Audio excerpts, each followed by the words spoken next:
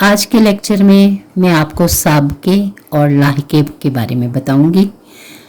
इसकी तारीफ ये है साबके की कि वो हर्फ या लफ्ज़ जो किसी दूसरे बामानी लफ्ज़ से पहले लगाया जाए,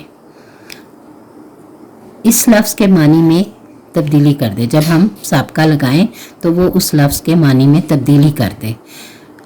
इस तरीके से हम नए अल्फाज भी बना सकते हैं, मसलन जैसे अनपढ़, बाअदब, बिन बुलाए, बदसलीका वगैरह। अब इसमें साबके कौन से हैं?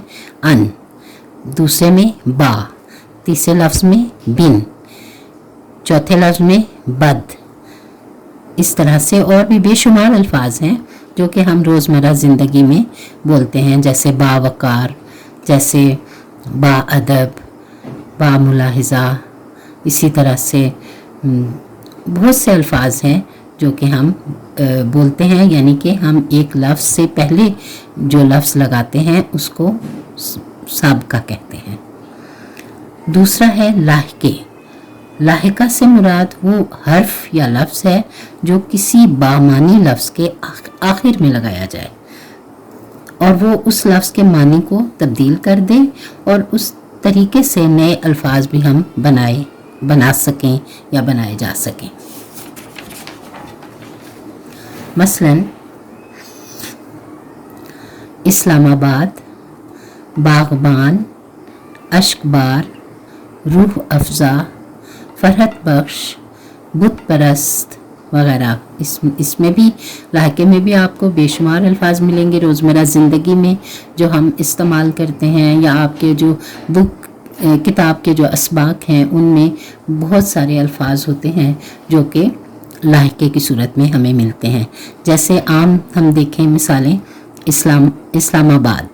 अब इस्लामाबाद एक शहर है तो उसका आबाद आखिर में जो लगा है ये लाहिका है। इसी तरह बागबान, बान इसमें लाहिका है।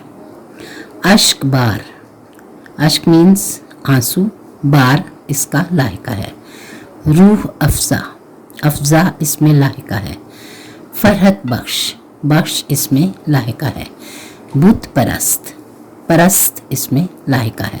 यानी बुत तो एक लफ्ज़ था ही, हमने इसमें प्रस्त लगा दिया तो बुत परस्त का मतलब है कि बुतों की पूजा करना।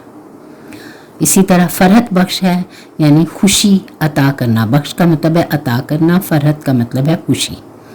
रूह अफ़ज़ा, इसमें अफ़ज़ा लाहिका है, यानी रूह को खुशी अता करे या आराम या सुकून। इसी तरह बागबान, बागबान कहते हैं माली को जो कि यानी बाग को खूबसूरत बनाता है, पौधों की काट छांट करता है, उनको पानी देता है, सब कुछ, तो बागबान उसको कह सकते हैं या कहते हैं। और एक लार्जर मीनिंग में या एक बड़े पैमाने पर हम देखें तो किसी मुल्क का या किसी घराने का जो बड़ा लीडर होता है या बड़ा फ़र्द होता है या यानी कि जो पूरा निज़ाम चलाता है, हम उसको भी बागबान कहते हैं। अगर मुल्क को चमन कहा जाए तो जो उसका लीडर है वो बागबान कहलाएगा। तो इसी तरह अश्कबार में आप देखें, अश्क का मतलब आंसू, अश्कबार का मतलब आंसू बहाना। आज का ये लेक्चर हमारा ख़त्म होता है।